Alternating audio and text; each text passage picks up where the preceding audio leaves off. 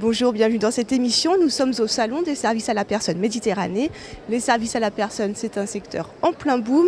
Le gouvernement qui vient de lancer la phase 2 du plan Borloo envisage même 100 000 créations d'emplois par an dans ce secteur. Alors pour évoquer les perspectives de recrutement dans ce métier, je suis en compagnie de deux invités. Cyril Darche, qui est directeur de l'agence Pôle emploi Marseille-Droumel, et Alain Bocard, directeur d'Accès aux services, qui est une entreprise de services à la personne basée à Aix-en-Provence et à Salon de Provence.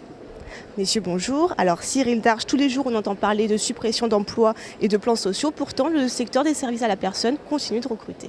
Donc effectivement, c'est un secteur qui recrute. Nous avons recensé 13 000 offres d'emploi en 2008 en PACA, 4 500 offres sur les Bouches-du-Rhône.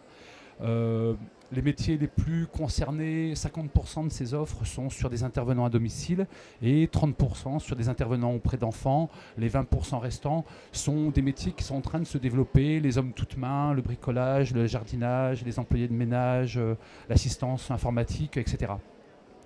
C'est un secteur qui est assez difficile à cerner en termes statistiques, donc je ne vais pas donner trop de chiffres parce qu'il y a plusieurs types d'entreprises, des entreprises privées comme celle de monsieur, mais il y a également des particuliers employeurs et également un grand nombre d'associations, ce qui fait que c'est un secteur dans lequel on peut aboutir à un emploi par plusieurs types de recherches différentes et avec des projets relativement différents qui vont de personnes hautement qualifiées à des personnes pour lesquels c'est entre guillemets un job de passage entre deux périodes d'autres emplois ou entre deux périodes de chômage.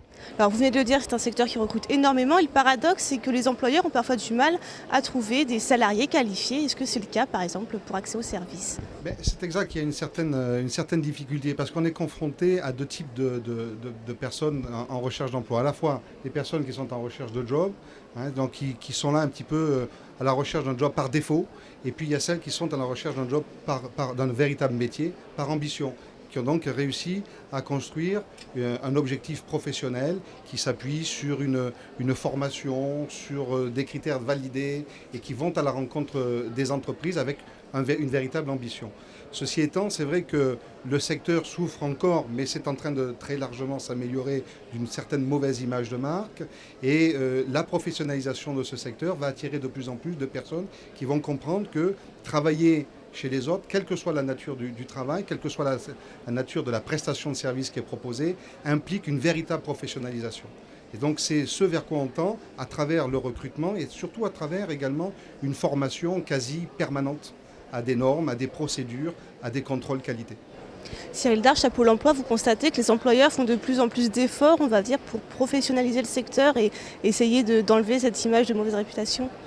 Oui, c'est un secteur qui, en même temps qu'il grandit et qu'il voit le nombre de salariés augmenter, a une obligation de se structurer, de se professionnaliser, de se qualifier. Et effectivement, le rapport entre le nombre de salariés dans une entreprise et le nombre d'encadrants, c'est un rapport qui forcément est important.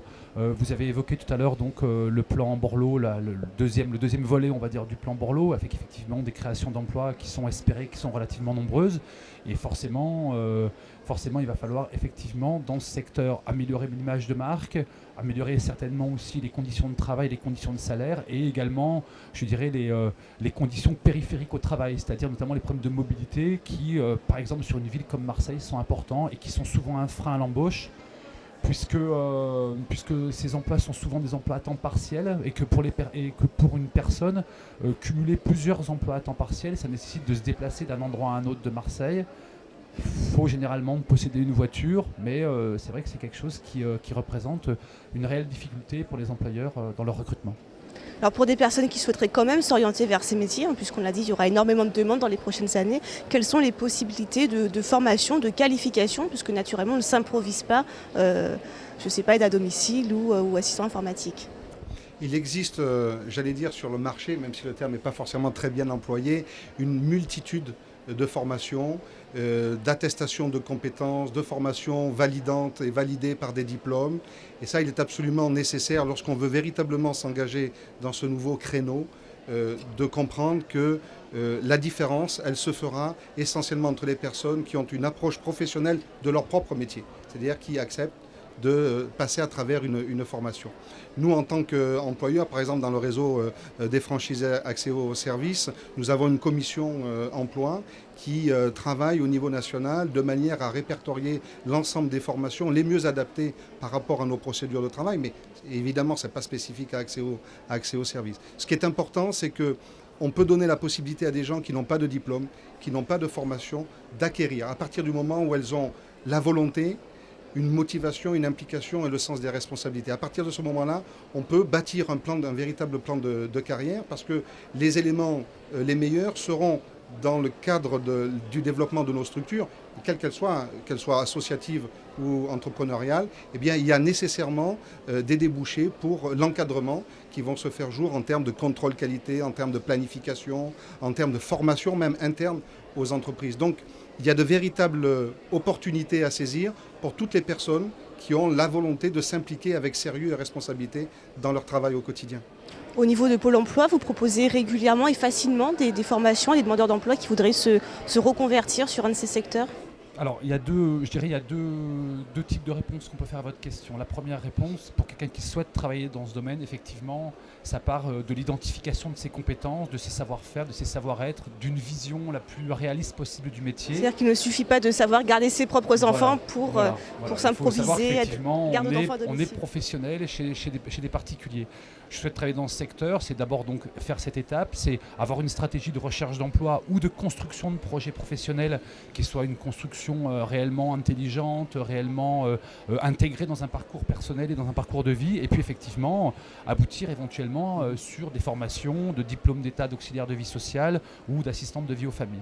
Ça, c'est la première chose. Le deuxième élément de réponse, c'est que nous mettons en place au niveau de Pôle emploi et avec un réseau de partenariat qui est assez important sur le secteur des services à la personne et qui fonctionne bien, nous mettons en place un certain nombre d'actions. Alors les entreprises elles-mêmes, nous les engageons dans des démarches de qualification, de formation du personnel, d'évaluation de personnel. Et puis nous avons mis nous-mêmes en place avec des partenaires comme la Maison de l'Emploi ou avec un organisme qui s'appelle MSD, nous avons créé un DVD qui permet à des demandeurs d'emploi d'avoir justement une vraie vision de ce métier, des enjeux, des contraintes, des avantages, des inconvénients.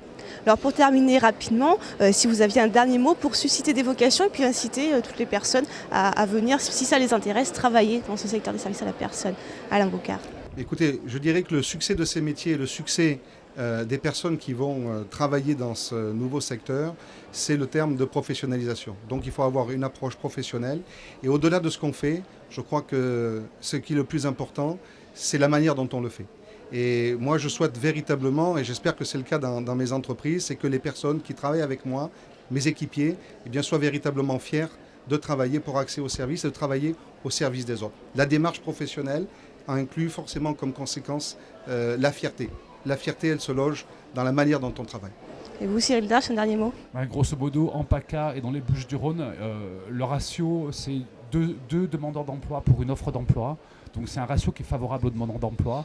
Donc je dirais, si on veut susciter des vocations, c'est un secteur qui recrute, dans lequel il y a des possibilités, dans lesquels on peut évoluer, dans lesquels un jour on peut créer sa propre entreprise avec des moyens relativement modestes. Donc c'est un secteur qui est en plein essor et qui mérite effectivement qu'on s'y intéresse et qu'on candidate et qu'on se manifeste auprès de nous. Messieurs, merci beaucoup. Merci. Merci.